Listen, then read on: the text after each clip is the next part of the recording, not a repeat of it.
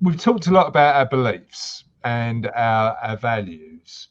And in terms of the impact on financial well-being, if we're examining our beliefs and values and building whatever financial well-being looks like for us based on those, but our beliefs and values differ, how do we use them to ensure that we're building whatever we're building for financial well-being in the right way?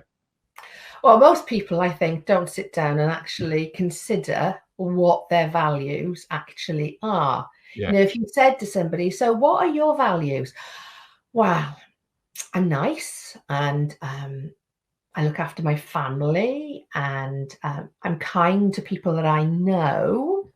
Yeah, they're kind of, you know, your behaviors to a certain extent. They're not really your values.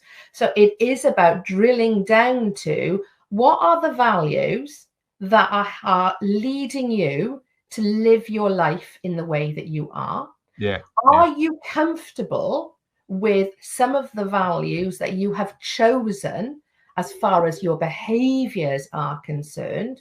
Or is there an underlying need that is driven from those behaviors that reflect back to your values? Sure. So going for promotion and bad mouthing the person, you know, that you're up against, is that in alignment with your own values? Or would you rather win that promotion because you are the best candidate for the job, rather than putting doubt in the mind of the person who's making that decision? That's an example there.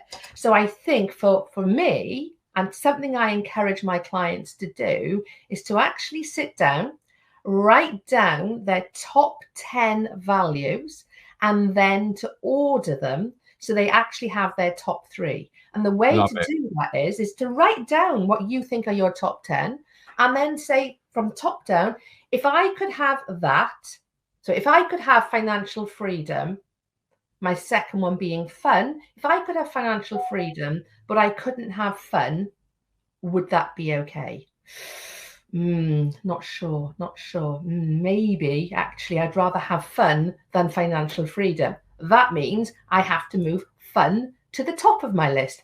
And you keep going down and you keep drilling down and you get to a point where you go, okay, so these are my values. How does that align with how I manage my relationship with money and the future that I want to have for myself? But I think values and purpose is the starting point to all of this, right? Yeah. You know, when we've built the what happens next model, the reason value and purpose sits in the middle is because working out what we actually want from our lives doesn't start with how much money we need.